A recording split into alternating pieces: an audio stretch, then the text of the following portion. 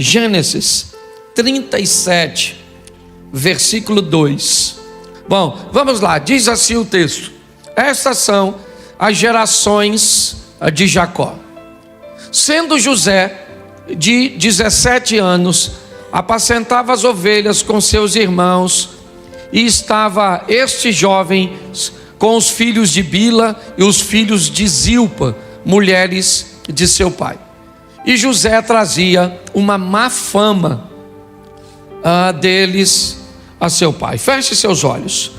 Senhor nosso Deus e Pai, em nome de Jesus, eis aqui a tua palavra, continua falando conosco e usa-me, ó Deus, como um canal de bênção, pelo poder do nome de Jesus, amém, glória a Deus, amém.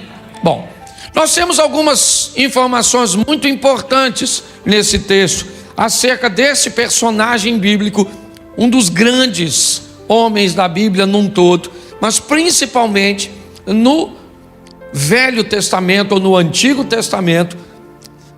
José é um cara extraordinário. Nesse versículo aqui, nós temos diversas informações. A primeira é quando a história dele entra em cena, quando as coisas começam a acontecer na vida de José. É muito precoce, é muito cedo.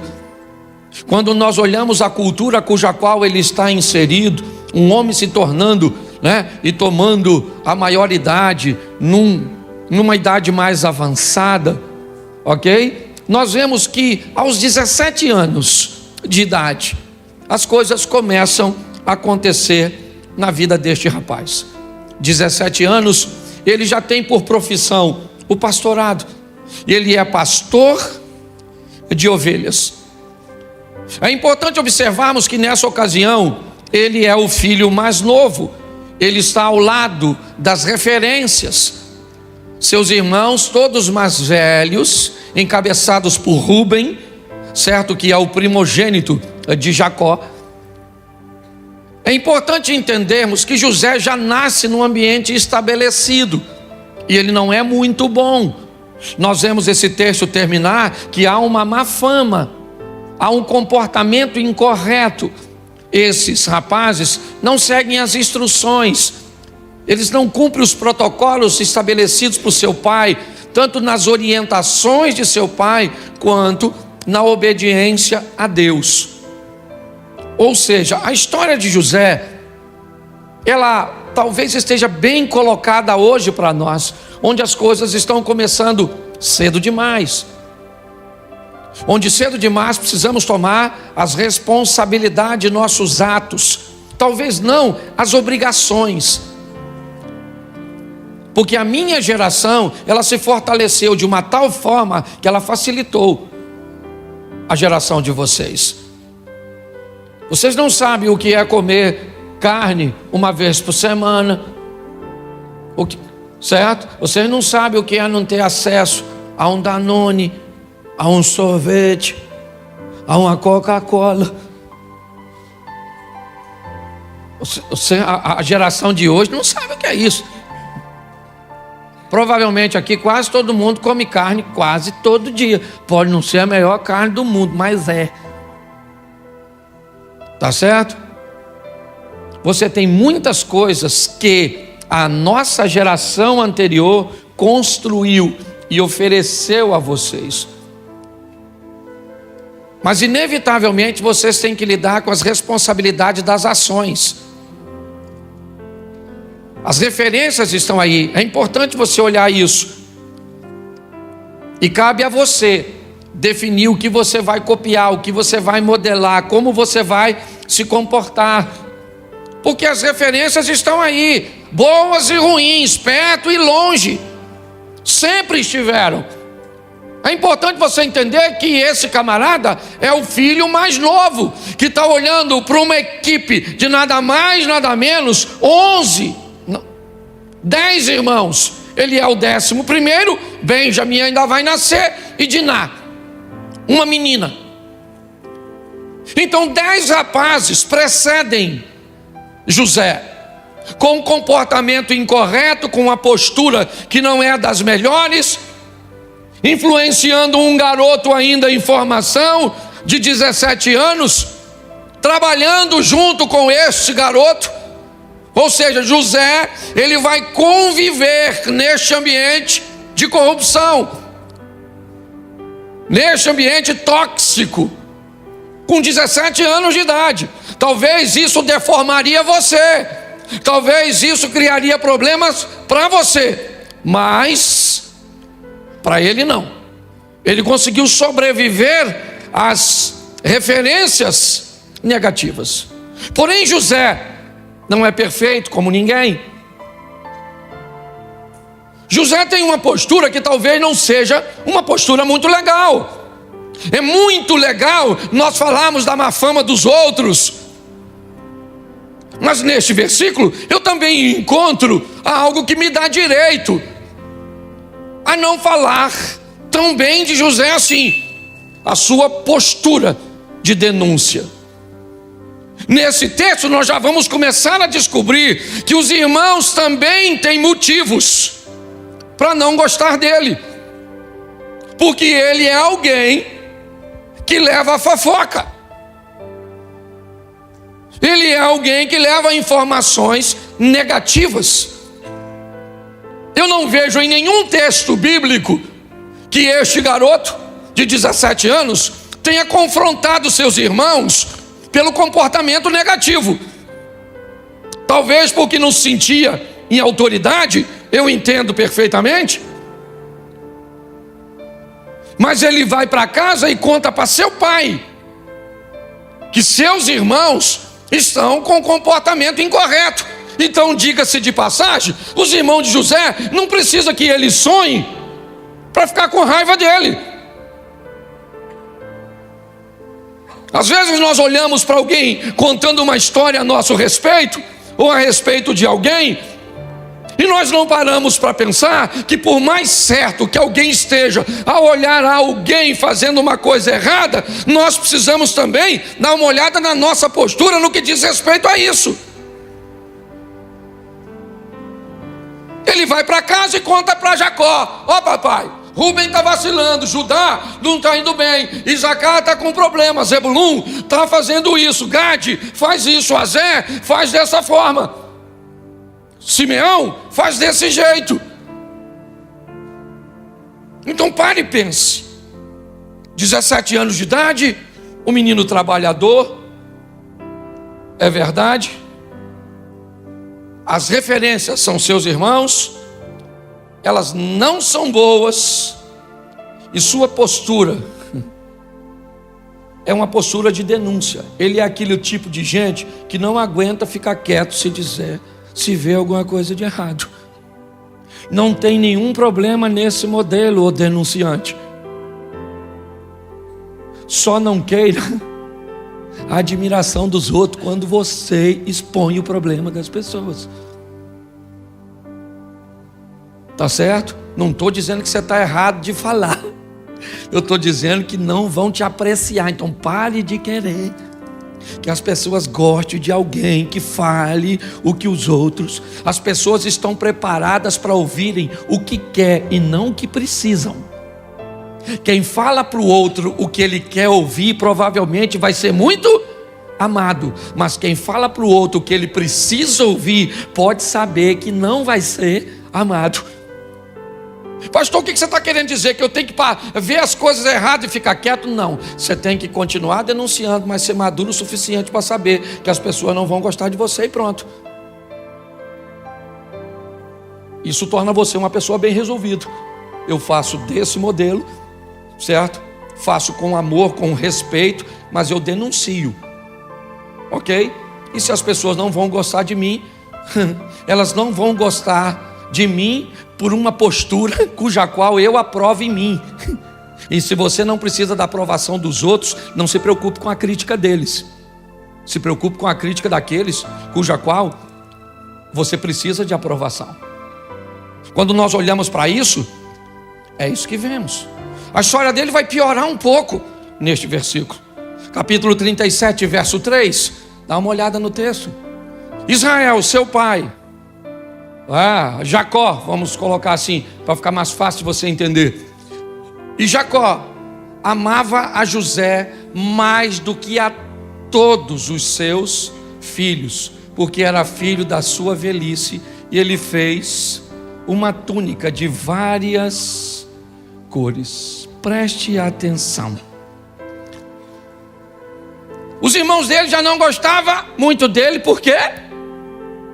Porque ele fazia, pode falar, isso, fofoca. Só para você não esquecer. Depois você troca outra mensagem quando você for falar para alguém. Senão você acaba fazendo fofoca do José. Certo? Mas os irmãos não gostavam dele porque ele falava dos erros dos irmãos. Mas esse texto piora. Além de levar má fama dos irmãos para o pai, José tem algo nesse texto que dói demais. Aliás, duas coisas. Primeiro, a atenção e o amor. José vê canalizado para ele, e também não é difícil de explicar, é só você olhar a história de Jacó. Ele casou com Bila por engano, porque para mim tinha tomado uns graus. Não tem lógica, não tem lógica. O cara trabalha 7 anos para casar com a dona, enfia um outra na tenda e ele não vê. No mínimo 7 anos trabalhando no dia da festividade. O cara tá doidão, maluco. O vinho era permitido, símbolo da alegria. Ele falou: meu irmão, depois de 7 anos trabalhando para pegar essa dona, eu vou comemorar. Encheu a cara. O sogro malandro trocou a mulher, pegou a Raquelzinha e tirou de cena e enfiou a Lia. Tinha um olho para arquibancada, outro para geral. Lia era meio bagunçadinha, e ele casou com ela por engano. E eu fico me perguntando como é que um cara... Ela não era nem irmã gêmea. Como eu disse, não é tão difícil de entender se você olhar. Mas tinha algo que era horroroso aqui. Jacó deu a José algo que nenhum de seus irmãos tinha. Preste atenção. Seja franco, por que você acha que Caim matou Abel? Você acha que Caim matou Abel porque Deus não aceitou a sua oferta? Não. Aliás, se Deus tivesse rejeitado a oferta de Caim e rejeitado a oferta de Abel, não haveria inveja. O problema é que Deus aceitou a oferta de um e rejeitou a do outro. O que feriu Caim não foi ver o fogo não descer sobre o seu altar e sobre a sua oferta. O que feriu Caim foi ver o fogo descer na oferta do Abel. Preste atenção aqui, gente. O tempo inteiro você vai viver uma vida onde pessoas têm coisas melhores que as suas. Elas podem comprar num dia o que você não tem dinheiro para comprar uma vida inteira. Pare para pensar. Maturidade, controle, relacionamentos fortes com quem? Com você mesmo. É o meu propósito hoje aqui. É mostrar a você que a dor dos irmãos de José também foi muito estabelecida pelo pai, que literalmente deformou seus filhos, literalmente feriu seus filhos, quando demonstrou preferências por um deles, quando começou a dar a José coisas que seus irmãos não tinham. E agora ele era o único cara que andava com uma túnica diferente, mais bonitona. Preste atenção, nós temos uma proposta sendo estabelecida no mundo. Chegou faz tempo na Europa, já está estabelecendo nos Estados Unidos. Tem um vídeo veiculando aí muito legal de uma mulher que fala bem o português, traduzindo. A proposta do sistema governamental do mundo é: você é feliz sem nada. Esse é o slogan. Qual é o perigo desse slogan? É que ele diz apenas você é feliz sem nada. Ele não diz nós. O que indica que a estrutura é: um grupo bem pequeno tem tudo e um grupo bem grande não tem nada. E pasme você, ele é maravilhoso. É uma proposta extraordinária para a classe que já não tem quase, porque preste atenção, não se sabe se dói mais não ter, ou se a dor de verdade é um ódio enrustido de quem tem. Às vezes é muito confuso. Será que o que me dói de verdade é não ter? Ou será que o que me dói de verdade é ver você tendo, você andando, você usufruindo? Agora preste atenção, que entre o quase nada e o nada está a vida. Preste atenção. Quando um pobre pensa que a proposta de não ter nada atrapalha mais alguém que está mais acima do que ele, do que propriamente ele está esquecendo que sem nada, praticamente todo mundo vai viver a miséria. Essa história, ela entrou na minha mente porque é o que eu vejo hoje na minha nação. Uma nação que torce para que quem tem alguma coisa num sistema capitalista quebre, se destrua, porque pelo menos eu vou conviver com uma dor menor, que agora pessoas que têm muita coisa não vão ter. Mas preste atenção, a proposta não é tirar um pouco do que ela tem, é tirar tudo. Esse é o grande desafio. Quando eu olho para esse texto, por isso que às vezes a gente brinca dizendo que a Bíblia, ela é mais atual que o jornal de amanhã. Nós olhamos e vemos claramente um ambiente sendo preparado, e é o que vemos aqui. Olha só, os irmãos de José não gostam dele, é verdade, porque ele fala demais? Sim, mas fique tranquilo, porque esse cara vai amadurecer. Eu estou falando de um garoto de 17 anos, eu estou falando de um adolescente, de um jovem, que tem direito a falar demais, que tem direito a contar seus sonhos para quem não deve, que tem direito a se atrapalhar. Mas eu vou chegar lá na frente e vou te mostrar que um dia esse garoto vai virar um homem. Mas qual é o problema? É que hoje nós estamos cheios na igreja de gente que não tem mais 16, 17, 18 anos. Está com 25, 30, 40, 50, 60 anos e que ainda não amadureceu.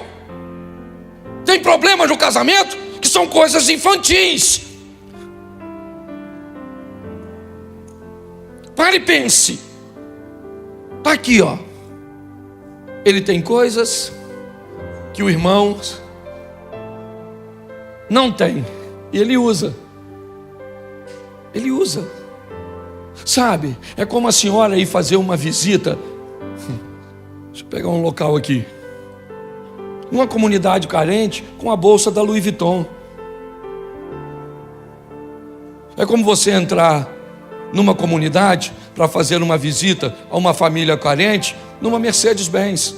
Tem alguma coisa de errado com o local? Não, com você. Nós precisamos saber para quem mostramos as coisas. Boa parte das pessoas que vivem ao nosso redor não são capazes de digerir o que nós temos, o que nós somos capazes de fazer. O seu potencial, ele incomoda muita gente. A sua beleza incomoda muita gente. O seu sorriso incomoda muita gente. A sua casa incomoda muita gente. O seu estilo de vida incomoda muita gente. Sabe o que esse cara vai fazer? Preste atenção, verso 5. Sonhou também José um sonho e contou aos seus, e por isso os aborrecia. Eles o odiavam cada vez mais. José tinha que parar de sonhar, sim ou não? Sim ou não? O que ele tinha que fazer? Parar de falar de seus sonhos. Para todo mundo ele tinha que parar de falar? Não. Para quem não tem condições de ouvir. Hoje, ontem foi, rapaz, não sei mais. Foi ontem à noite que eu estava no Júnior, na Reviver. Não, foi sexta, né? Ontem eu fui no evento na sexta-feira eu estava na igreja Reviver de Itajaí, com o Júnior, o Rochirola, um amigo nosso. Ele sentou do meu lado e ele começou a contar para mim algumas coisas bem próximas das coisas que eu tenho vivido. Literalmente é como se Deus falasse comigo: Cláudio, pode falar com ele. Porque quando você fala com alguém que vive coisas bem próximas de você, não tem problema. O problema é que quando, de vez em quando, nós queremos falar de coisas que acontecem na nossa vida e são maravilhosas, e outras pessoas não têm condições nenhuma de chegar nem perto. Aí nós estamos criando problemas na nossa família, com os nossos amigos. Aí eu pergunto a você, e aí fica a cargo, porque hoje a minha mensagem ela é rapidinha nesse culto, mas ela é interativa. Eu pergunto a você: será que José era tão inocente? Será que ele não foi capaz de notar? Porque preste atenção, aborreciam ainda mais. O que indica que quando ele começou a falar para os irmãos, já tinha uma expressão de aborrecer. Ele só aumentou. Será que ele aumentou porque ele era inocente? Não sei. Será que era imaturidade? Eu também não sei. Ou será que não era provocação? Porque está assim de gente que sabe que vai ferir as pessoas, sabe que vai machucar, que vai causar inveja, que vai criar problema, que vai ter uma dissensão, mas são pessoas provocadoras. E você sabe que tem muita gente assim. É importante nós entendermos por que as pessoas não gostam de nós. Nós já sabemos que elas odeiam o que nós fazemos. Por quê? Só porque nós fazemos.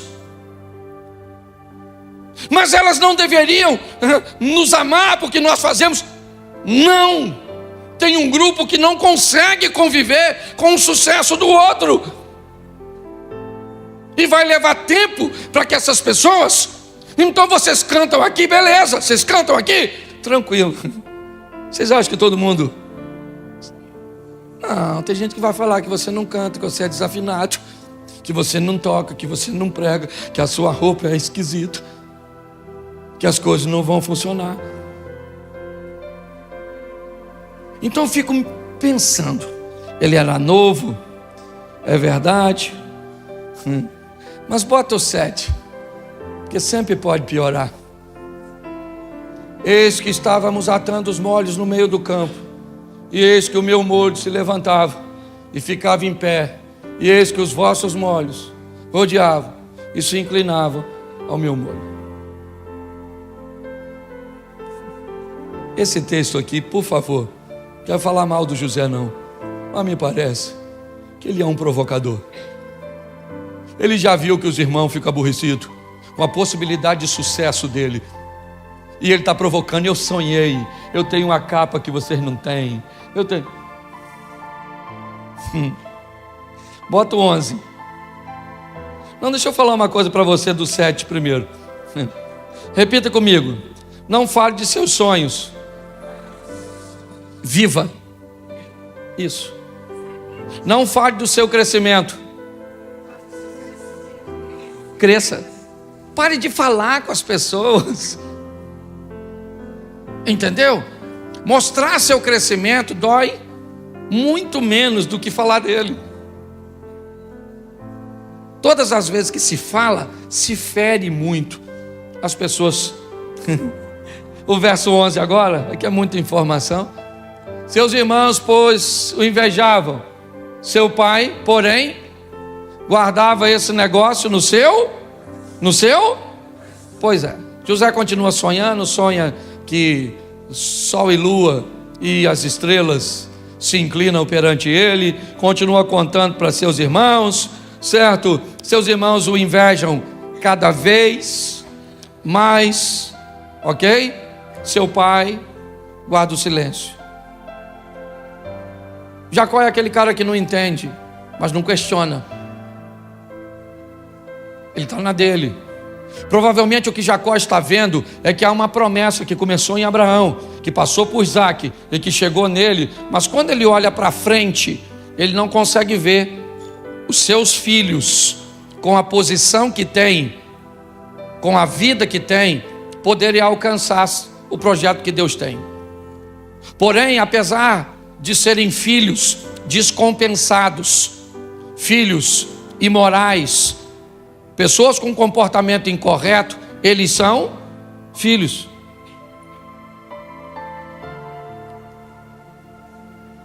Então ele guarda no coração e fica só observando. Verso 12. E seus irmãos foram apacentar o rebanho do seu pai junto a Siquém. Preste atenção. O mesmo pai, a mesma profissão, o mesmo Deus, o mesmo período. Esses rapazes têm tudo igual. Aliás, se tem alguém para levar desvantagem nessa história, esse alguém é José. Porque eu não posso dizer que José prosperou porque trabalhava mais que seus irmãos. Não. Quando ele encontra com os irmãos são trabalhadores. Eu não posso dizer que Jacó financiou José e não financiou seus irmãos, porque a única coisa que ele tinha de diferente de seus irmãos era uma capa. Eu não posso dizer que José foi para as Campinas de Jordão e seus irmãos foram para o deserto do Neguev, porque não foi isso que aconteceu. Mas José vai descobrir agora, através de seus irmãos, algo poderosíssimo. A hora de ir embora, a hora de sair de perto. Chegou o momento em que não dá mais para ele. Se ele continua ali, seus irmãos vão matá-lo, porque José é um cara que vai romper.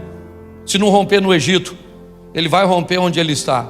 Se Jacó não botar a mão sobre ele, ele vai romper, porque José foi um cara que resolveu viver o que Deus tinha para ele. Ele é vendido pelos seus irmãos. Preste atenção. Ele é vendido pelos seus irmãos e não é morto. Ele não morre porque Deus não deixa. Mas às vezes, irmãos, muito pior do que te matar é ferir seu coração. E nada fere mais uma pessoa do que ser vendido e humilhado por aquelas pessoas que deveriam te proteger, deveriam guardar você. Agora ele vai embora de cabeça baixa, como um escravo na mão de midianitas. Mas ele é José. Ele deve ter aprendido alguma coisa lá atrás. Ele deve ter aprendido a não falar demais. Ele deve ter aprendido a não provocar. Ele deve ter aprendido alguma coisa com as lições Então ele chega na casa de Potifar. E na casa de Potifar, ele vai me mostrar que ele amadureceu. Porque Potifar confia nele de uma forma tão extraordinária que tudo está na mão do José. E José não mexe em nada do que é do Potifar. Nada. Nunca reclamou que trabalhava demais. Nunca disse que estava trabalhando demais e enriquecendo o outro. Não. A mulher do Potifar gostou do José. Disse para ele: cara, você já administra tudo que é do meu marido, só falta eu. Eu não sei nem se a expressão eunuco era eunuco de verdade. A Bíblia, era muito comum homens se casarem com mulheres na Bíblia e nunca manterem contato sexual com elas. Era comum isso acontecer em algumas situações, principalmente, certo? Quando tinha recurso. Ele era um eunuco, uma expressão também utilizada, certo? Para alguém que foi castrado. Eu não sei. Eu sei que a mulher está de olho no José. E você acha que José não pegou aquela mulher por quê? Por causa de seus princípios. Eu fico pensando se fosse Rúben, Simeão. Mas José não pegou. E mais do que não pegar, ela falou para o marido que ele agarrou ela. Se fosse o José de 17 anos, sabe o que o José teria falado? Potifar? Peguei não, cara. Peguei não peguei porque não quis. Porque ela está dando em cima de mim, dando mole, sou vadia. Ele falou alguma coisa? Ele falou alguma coisa? Porque ele amadureceu, ele calou a boquinha dele. Ele foi para a cadeia de boca fechada. O cara é maduro. Na cadeia ele não sonha, mas interpreta sonho dos outros. Quando os irmãos chegam, ele descobre que tem gente que não cabe na sua vida lá atrás, quando você está crescendo, mas que vai voltar depois que você já estiver grande. É assim que funciona. Quando os irmãos pensam que agora as coisas vão acontecer, e preste atenção, quando José vê seus irmãos chegando para fazer compra pela primeira vez, o que ele faz? Você lembra? Acusa seus irmãos de espionagem e manda prender os caras. Porque quando José viu os irmãos, ele lembrou da cisterna, ele lembrou de toda a perseguição, porque ele era agente. José sentiu raiva, ele mexeu na memória e não gostou do que a memória trouxe para ele. Ele se aborreceu, porque você também tem direito de se aborrecer, porque você também tem direito de olhar para seu passado e descobrir que lá atrás você viveu coisas. E saiba de uma coisa, Deus nunca vai apagar isso de você. Você quer esquecer quando alguém abusou de você? Não vai. Você quer esquecer quando alguém traiu você? Não vai. Porque é para você lembrar que apesar de tudo que te fizeram, Deus te manteve vivo, Deus te manteve de pé. Então não peça cura de algo que Deus não vai te curar. Ele mexe na memória, viu, lembrou, a raiva subiu. Ele pegou os irmãos e diz: vocês me jogaram numa cisterna porque não tinham uma prisão, mas eu tenho, é para lá que vocês vão. E lá na prisão, os irmãos estão encarcerados. E José começa a conversar com ele mesmo. E quando ele começa a conversar com ele mesmo, ele começa a se perguntar: se esses caras não tivessem me vendido para cá, eu seria quem sou hoje? Será que foi exatamente eles tentaram me fazer o mal, mas Deus transformou o mal em... Aprenda uma coisa: Jesus encontra com Judas e diz: amigo, lembra disso? A que vieste? Pedro está conversando com Jesus e Jesus disse: para trás de mim, Satanás. Querido, deixa eu fazer uma pergunta para você. Quem é que tinha Satanás? Judas ou Pedro?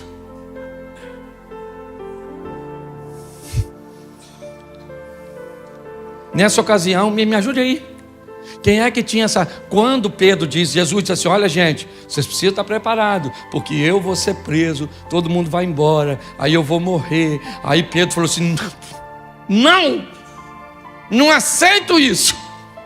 Quando Pedro diz isso, Deus está nele ou está nele uma influência? Estou falando possessão, estou falando opressão, influência. Por que Jesus chamou Judas de amigo? Você sabe? Porque para Jesus e para Deus, todas as pessoas que te aproximam do seu propósito não são seus inimigos, elas são seus amigos. Não interessa. Eu tenho um primo que há muitos anos atrás, Tizeca, a mãe dele foi viajar e ele levou um grupo de amigos para a casa dele para beber. Os amigos assistindo um jogo bêbado. Na época aquelas televisões grandes, 29 polegadas, aquela, na época era top. O copo de cerveja virou. E aí queimou a televisão. Quando minha tia chegou, expulsou ele de casa. Ela estava no limite. Ele foi para São Paulo, morar uma época lá, e lá recebeu uma oportunidade extraordinária da filha dele, da vida dele. Ele foi trabalhar numa multinacional e ficou muito bem lá. O que ele fez depois é a responsabilidade dele. Mas quando a mãe dele botou ele para fora de casa, parecia ser mal, não, sim ou não?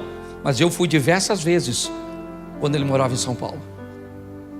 Ele vivia uma vida extraordinária lá. Quando alguém faz algo com você que te aproxima do propósito que Deus tem para você, as coisas mudam. 3 dias foram o suficiente para José fazer a leitura. Manda soltar os irmãos. E depois você lê, porque tem uma tradução que me encanta. Ela diz, e José falou ao coração dos irmãos. Calma, gente. Vocês não me venderam. Vocês são parte do processo. Deus usou vocês. Olha só, Deus usou vocês para me vender, porque Ele sabia que tudo isso ia acontecer. Então vocês não são meus inimigos, vocês são parceiros daquilo que eu estou vivendo hoje. Sabe o que é isso? Maturidade. Eu trabalhei numa empresa durante 12 anos. E um belo dia, um cara que eu sequer conhecia entrou na minha sala e me mandou embora. Eu botei o que eu tinha numa caixa, enfiei dentro de um Gol bolinha que eu tinha. Meus filhos nasceram quando eu trabalhava lá. Foi o marido de Luzia, Armindo, um homem extraordinário, um dos caras mais fantásticos que eu já conheci na vida. Ele tinha saído da empresa e pediu para que eu ficasse no lugar dele. E esse cara me mandou embora. Um tal de Marcelo.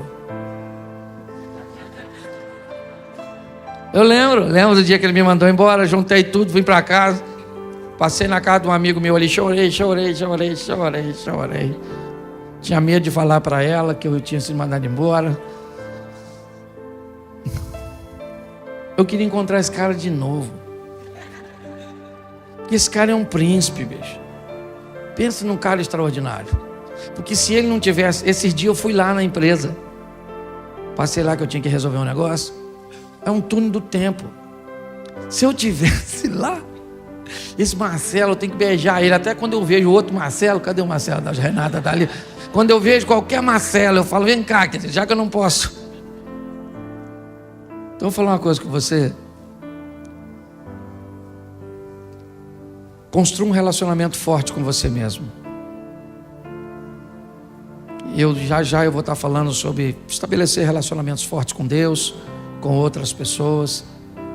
Mas quanto mais forte você estabelecer um relacionamento com você, 1000 irão ao teu lado, 10.000 à tua direita, e você não será atingido.